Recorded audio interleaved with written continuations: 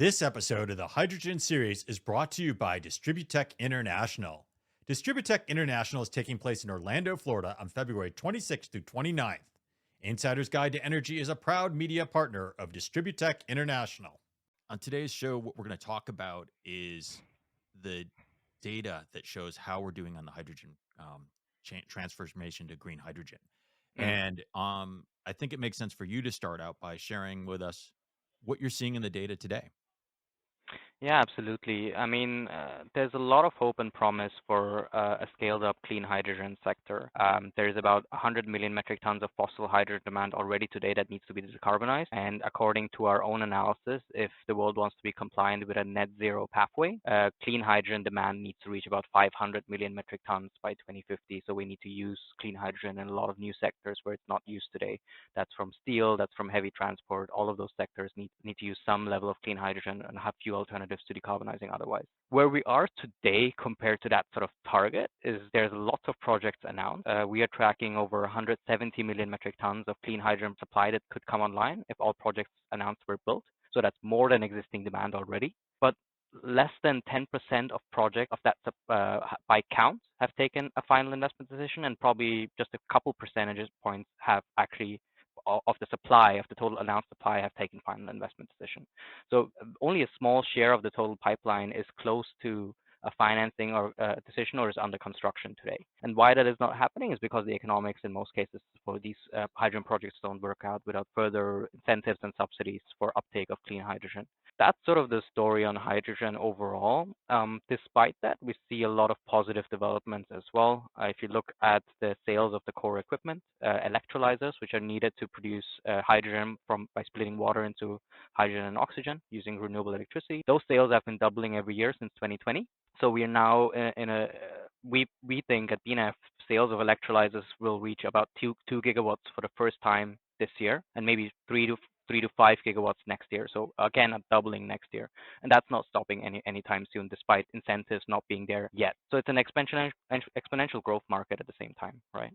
I guess a couple things come to mind from your initial statement here.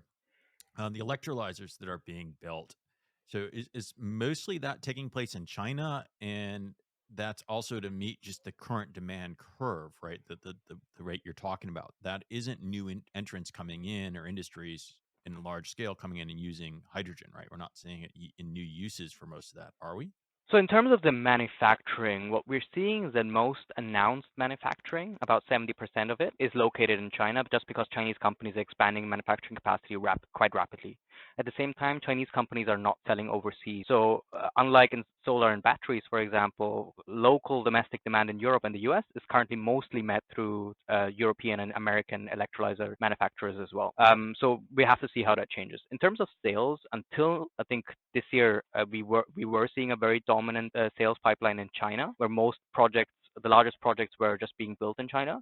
But that is slowly changing as well. Europe and the US are building larger and larger projects, so demand for electrolyzers is rising in these markets as well. So it's balancing out somewhat.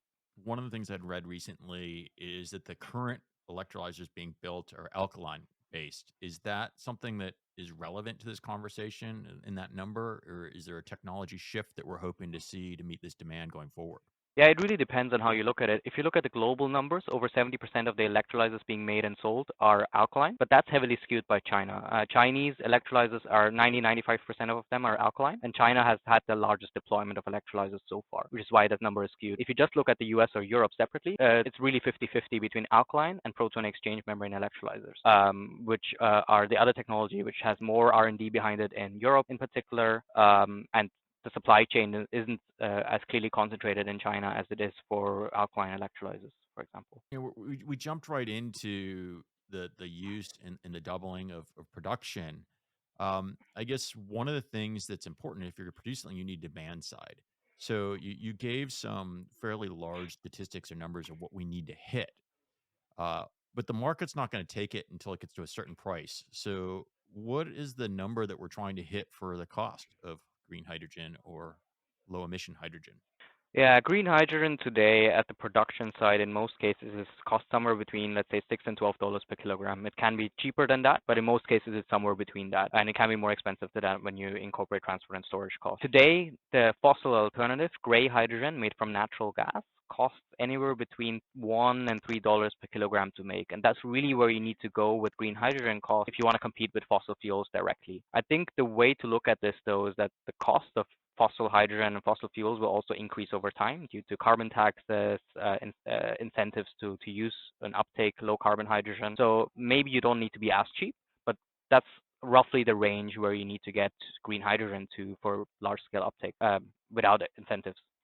Now, are there kind of economies of scale that the production cost or the cost of the equipment should be dropping as well? Is that part of your modeling so that, when we get to 2030, have you already taken that into account, or are we kind of not putting that there until that actually takes place? Yeah, we have a view that electrolyzer costs could come down quite tremendously, about 60-70% by the early 2030s or so. If everything stays as is and if there's no major shift in the commodity price environment. So commodity prices, as we've seen, have increased cost across the board for clean tech, and that's affected electrolyzers as well. And so that could delay the transition. But we do think with large scale deployment, there's a lot of potential cost reductions on electrolyzers, simply because that's machinery that is not being yet manufactured and deployed at gigawatt scale, at large scale. And it's machinery that is mostly still made manually, not in automated factories and so on. So through automation, through large-scale manufacturing, and just deploying larger projects, we think electrolyzers can be about 60-70% cheaper than what they're today. And that's a huge cost down potential on the cost of green hydrogen. Now, you talk about larger projects. You mentioned in your opening statement some large number of projects. They hadn't gotten through all their final financial approval and hadn't moved all the way through. Um, how is the state of the industry? I mean, we hear about these energy hubs or these hydrogen hubs being announced, and they're getting government support from the EU or North America. Um, what's the state of the industry right now? I mean, what we're mostly seeing so far is until now, really just pilot projects have made it through investment decision and to operations. And the largest operating electrolyzers today are in the Western world are maybe 40 megawatts in size. That's it. The largest operating electrolyzer in China is about 260 megawatts in size, and that's the largest operating plant that you have for green hydrogen today. That's really how far we are off from the hundreds of gigawatts we need to deploy to hit these decarbonization targets. At the same time, we have now seen the first investment decision on a gigawatt scale plant, the NEOM plant in Saudi Arabia, which will deploy about 2.2 gigawatts of electrolyzers by 2026. So we have investment decisions on the first gigawatt scale plant, but that's just one. We need more of those to be able to hit our targets. Do you think that we're tracking to hit the target? I mean, is it physically going to be possible with the supply chain and all the steps that need to take place for a project to go from inception to approval to being built? I mean, 2030 is just around the corner. Yeah, it really depends on what targets we talk about. I mean, in terms of the scaling of hydrogen, clean hydrogen needs to scale a lot faster than solar and wind ever have. So the sort of the pressure to scale is a lot larger. And so it's really hard to hit those decarbonization targets and so on, especially if you set them really high, like the EU has, for example. So in a lot of cases, we are already missing targets, interim targets that we set. The EU wanted to deploy 6 gigawatts of electrolyzers by 2024. We are nowhere near that. We're maybe at a gigawatt or so. So we're missing targets, and we probably are also missing targets in the near term. That doesn't mean like we can scale electrolyzers relatively quickly. We're already seeing exponential growth, and if that extends long term, we could be in line with what is a net zero pathway. I mean, if you just look at the announced pipeline of projects, there's enough projects in the pipeline, we think, until the early 2030s to have enough supply to be net zero compliant, right? It's just about getting these projects built and financed. That involves long timelines, that involves a lot of capital to be allocated towards the project and for the economics to work out. And that's what governments and have to have a role to play. And when you talk about government's role, at least on the supply side, there seems to be a lot of incentive being put there. Maybe talk a little bit about some of the incentives that you see on the supply side that are being in place. So let's say in the U.S. or other places, what's happening? Let's say with the IRA. Yeah, absolutely. We at BNF tried to track available subsidies going towards the hydrogen sector between now and over the next decade or so. And what we found is that there's about $308 billion in capital committed by governments to scaling up the hydrogen sector. mostly through the U.S. Inflation Reduction Act and the projects that could fund, but also in Europe and a tiny bit in Asia as well. But if you kind of try to split up that funding by how much of that money goes towards supplying and producing hydrogen versus how much of that money goes towards buyers like steel plants, ammonia plants, and so on to actually buy clean hydrogen, sign those long-term offtake agreements that we think are needed, then we think 95% of the money goes towards producers and 5% of the money is targeted incentives for buyers to sign long-term offtake agreements. And we see that take effect as well in the deals that we see happening. We recently started tracking offtake deals for clean hydrogen globally. And what we found is out of the capacity until 2030 that has been announced, just about 1% has a binding offtake agreement to actually sell it to someone, right? Just 1% has a backer behind it who's willing to take the hydrogen. And we think that's partly because there's not enough incentives for buyers to create the demand for clean hydrogen. If you're getting clean hydrogen today, what are you paying for clean hydrogen today? I mean, it would seem that this is straight economics, right? It's supply and demand. So, are you paying more than $3 kilogram, or what are you paying? I mean, the answer to that is always it depends. It depends on what kind of hydrogen you're using, how you're producing it, and so on. We think blue hydrogen, so natural gas-based hydrogen, carbon capture and storage, can cost you anywhere between $2 and $5 per kilogram, in that range. So there's already a premium for blue over fossil hydrogen. And green hydrogen, as I mentioned, can cost all the way upwards of $12 or more, depending on what the project setup is, whether you're sourcing from on-site renewables or whether you're sourcing from the grid. And there's questions about how clean that hydrogen is if you're sourcing from the grid. There is a huge cost gap. In the UK, for example, we had a recent tender being awarded to 11 green hydrogen projects. Those are come in at an average hydrogen cost for green hydrogen projects of $12 per kilogram. That's insanely large. That's 6 times larger than what gray hydrogen costs in the UK today. So yeah, to me, it seems that that's a little bit of a chicken and egg problem, right? I mean, if you're asking me to sign a long-term power purchase agreement or to commit long-term, and you're way above market, that's a bit of a challenge. So you're probably safer waiting till the prices become more predictable or lower, or there's a subsidy to guarantee lower pricing. Is that I your mean, view? that's definitely a game that buyers of clean hydrogen are trying to play in terms of just waiting it out until green hydrogen costs are coming down. There is an advantage to being a first mover, at least in securing low volumes, to be able to use clean hydrogen in processes where clean hydrogen has not been used before or hydrogen has not been used before, and learning how to handle and sign these agreements as well. So being early on can be advantageous as well. By what a lot of buyers are doing is like they're increasingly taking equity stakes in existing production projects. They're looking to produce clean hydrogen with the aim of learning from that, and then through phase 1, getting access to phase 2, which is much larger as well. So securing sort of supplies early on for future expansion, but by backing these projects early on. There is a way of doing that. At the same time, regulation, particularly in the European Union, is driving uptake among buyers more and more. So there's a bunch of regulation which is mandating existing uses of hydrogen in industry in Europe. The regulation is called the Renewable Energy Directive. And transport fuel producers, which are mostly refineries, to replace a share of their existing fuel with green hydrogen by 2030. And those mandates can be quite large. For example, fertilizer producers in the EU would need to replace 42% of the hydrogen that they're using today from fossil fuels with green hydrogen by 2030 and need to source that from somewhere. So all of that is creating regulatory-driven demand to pay a higher price for more expensive clean hydrogen as well. But so far, your examples still revolve around or are about based on current users of hydrogen and ammonia today, right? So we're not seeing a significant uptick in new uses or new users of hydrogen or green hydrogen yet. Is that a safe assessment? And I wouldn't say so. I mean, definitely, like current uses of hydrogen are hardest hit by regulation in a lot of places. For example, ammonia producers for fertilizers. But at the same time, we see carbon pricing and so on also affect potential new users of hydrogen, like steel makers, enough that they're thinking about switching to hydrogen at some point. For example, a lot of steel companies, what they're doing is they're getting subsidies to install the equipment that you need to use clean hydrogen down the line to produce primary steel, but they're starting with natural gas, and then with the option to switch to green hydrogen or low carbon hydrogen over time. So that's how it already happened. At the same time, there is regulation now that for aviation, so for the aviation sector in the EU, but also for the shipping sector in the EU, to increasingly blend synthetic fuels over time, and those are also would be new users of hydrogen. if the hydrogen is converted into synthetic fuels, for example. So there are new use cases emerging where there is clear demand.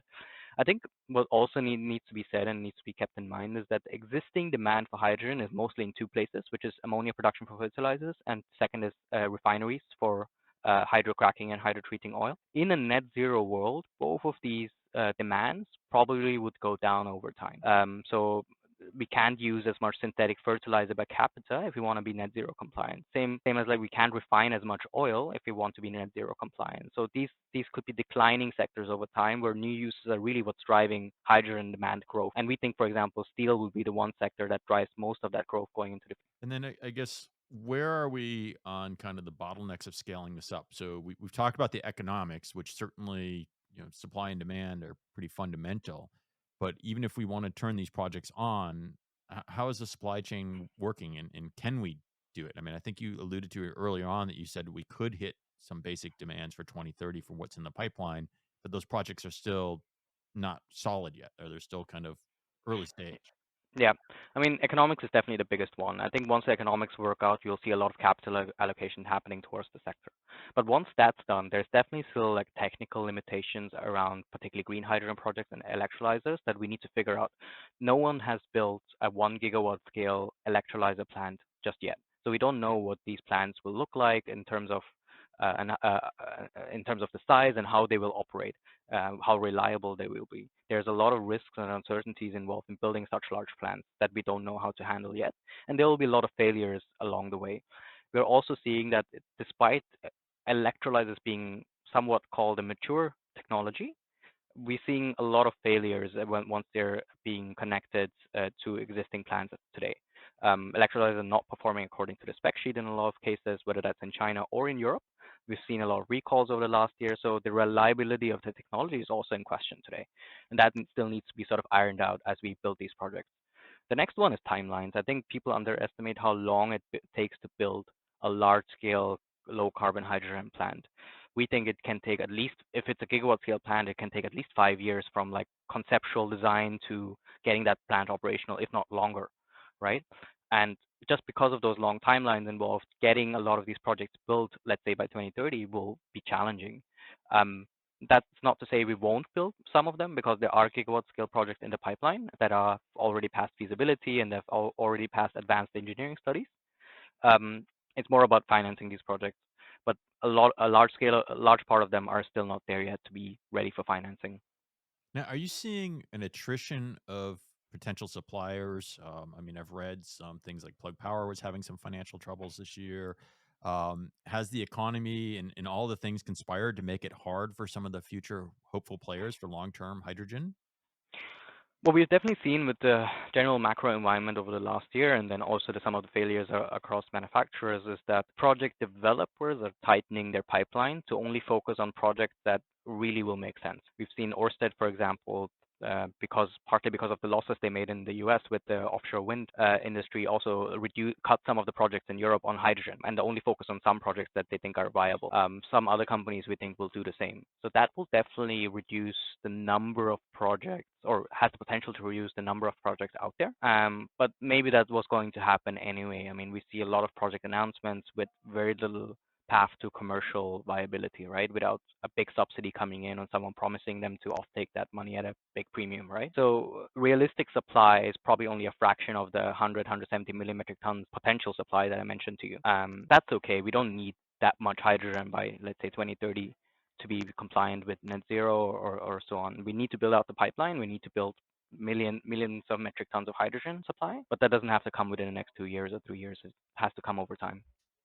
Awesome. And then if we get to that point, what's your vision for the market? How does this become, not a subsidy type thing, but actually become a market? So how does that kind of develop?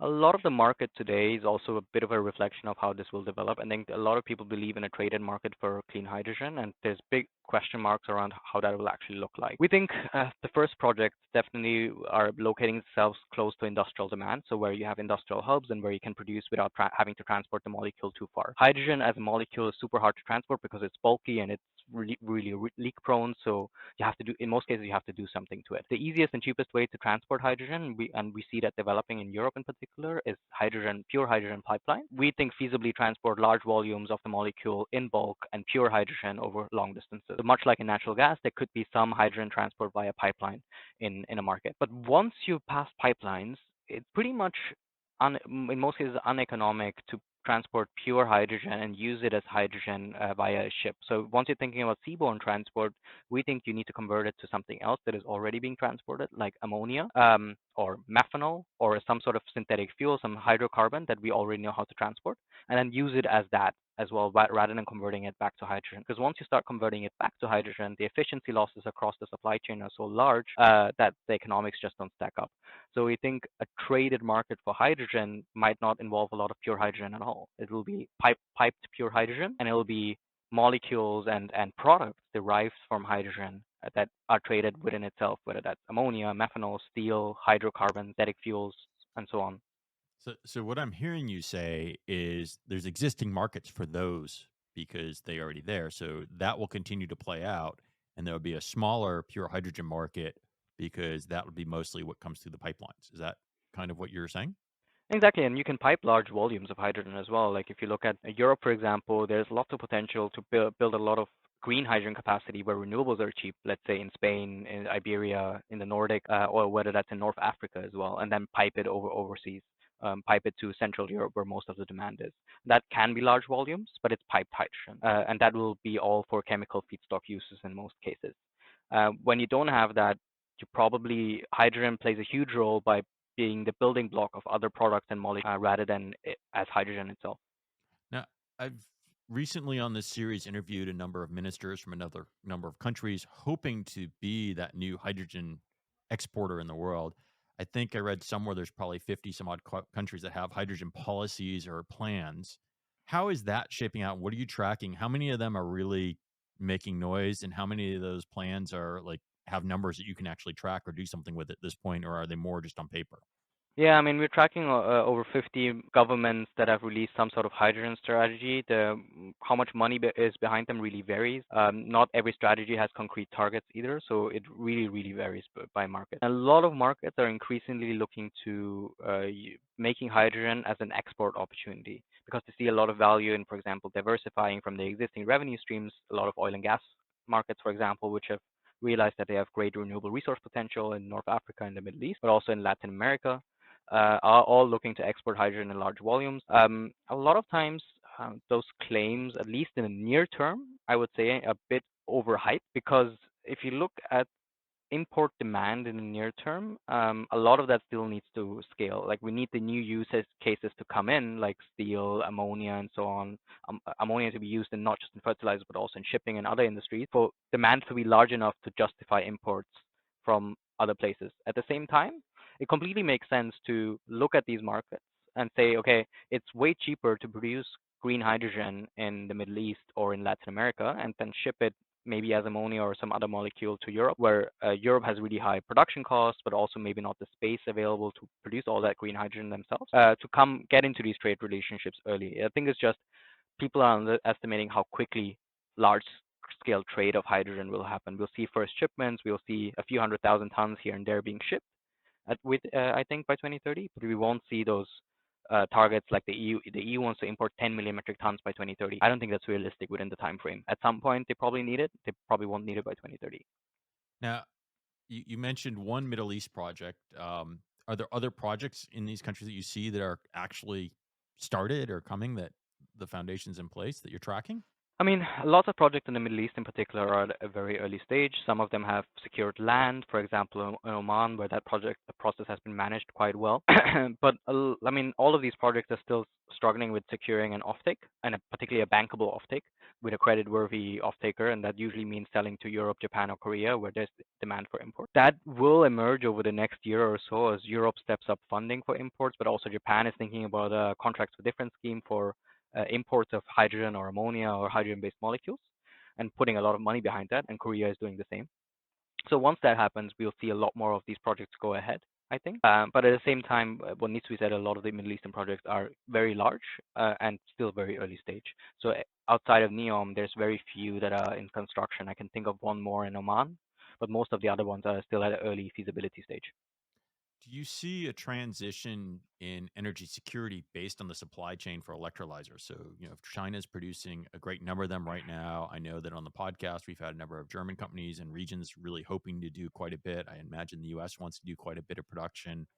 Um, is that something that's taking place too? Is there an energy security concern about the supply chain of the equipment for this green hydrogen?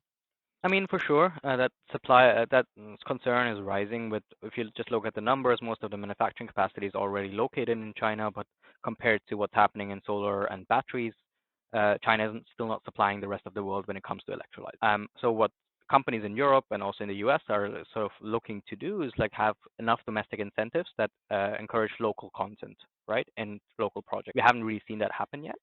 But I think that's where industry is trying to go. To what extent that will happen and to what extent that will affect the transition is still to be seen. We think there's definitely potential for Chinese exports of electrolyzers overseas, at least the core equipment over time. Today, Chinese equipment does not meet the performance and technical standards of Western-made equipment yet. So that still needs to be ironed out over the next few years. But once that happens, Chinese equipment will be competitive and potentially significantly cheaper. At the same time, Western makers will try to also reduce their costs through automation and so on as well. So it's really a race to see who will dominate this market, and it's not as set as it's been in solar or batteries yet. There's a real threat of Chinese electrolyzer makers really flooding the market with cheaper equipment. Now, is there, like in hydrocarbons or like in the US, we have oil reserves or federal government for security reasons? Is hydrogen getting to that point where it's valuable enough in the supply chain for a country that they will actually help? Because it probably skew or jumpstart a market, right? If you had something like that, is that happening?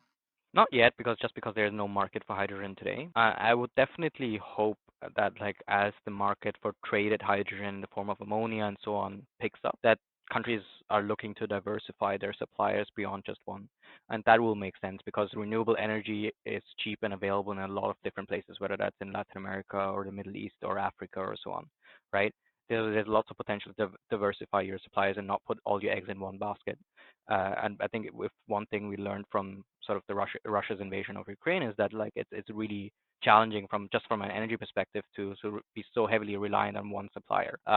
And hopefully that means that like we don't repeat the same thing for hydrogen. That needs to be seen. I mean, obviously hydrogen will not play as big of a role in our economy as natural gas does today.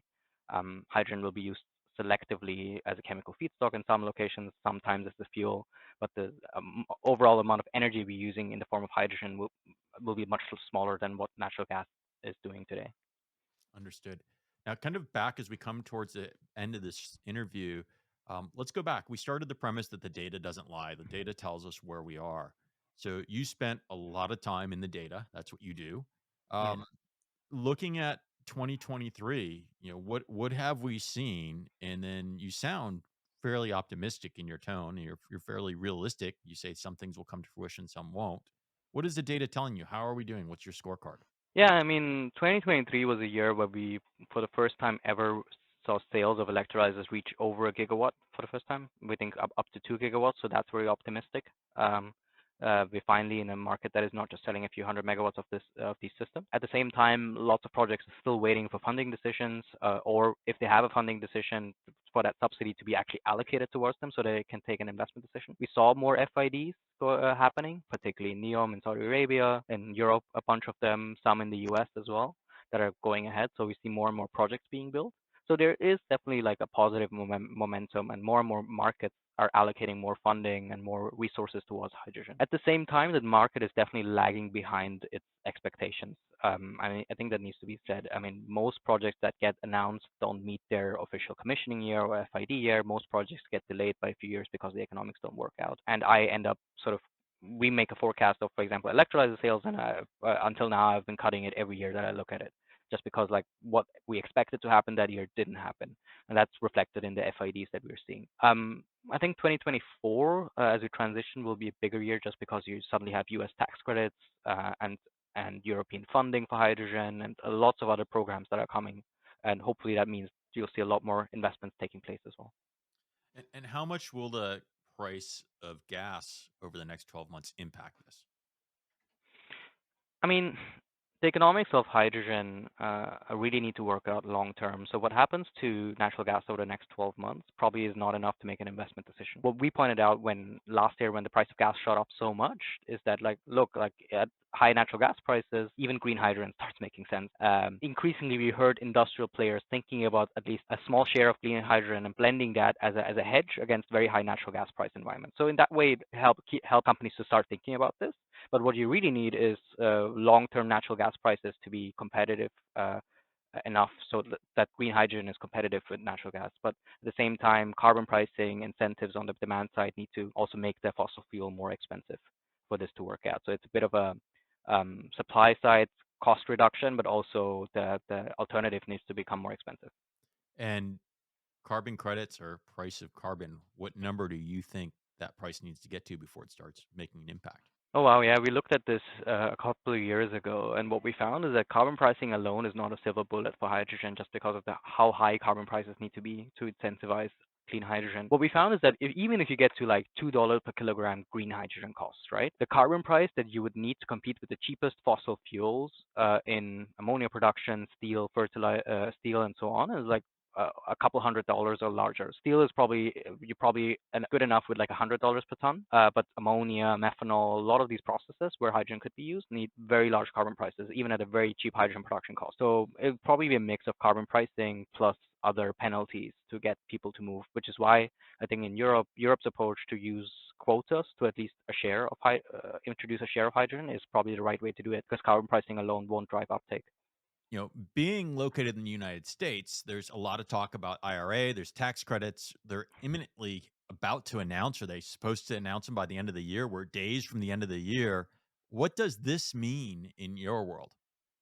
Yeah, developers across the world, not just in the US, are looking at the guidance from the Treasury for what kind of hydrogen can be produced to qualify for the highest level of tax credits in the US, because the tax credits are so lucrative that we think a lot of projects will start taking investment decisions once they have access to them, right? And what really matters is the guidance will determine the emissions profile of the hydrogen that is produced. So there's been a big debate about using green hydrogen, making green hydrogen from grid electricity, because in the US, if you just plug an electrolyzer into the grid, you can't really call that green because the emissions from that hydrogen are larger than producing hydrogen from fossil fuels directly through methane reforming or something like that. So we at BNF believe that the tax credit guidance will need stringent standards, and we're hoping to see that. That means you can only produce hydrogen at the same time and in the same location where green electricity is also available on the grid when you're connecting to the grid. And that really will determine whether the US is a credible player in terms of low emissions hydrogen production or whether it's greenwashing a lot of the production that is supposed to come online, right? It'll also make the economics more challenging for sure. If you pose strict guidance on hydrogen producers, that means the project designs need to be adapted, especially if things like hourly matching to renewables will come into play over years. But we think that's necessary to scale up a market that's truly low emissions and for the US to hit its goals. Well, awesome. I really appreciate you coming on and sharing your insight and the numbers that you pull together. I hope that we can get you back in the future and see how we did. So later in 2024, I'd love to come back and to see what the trend is. Again, thank you so much for coming on the Insider's Guide to Energy podcast. Absolutely. It was my pleasure.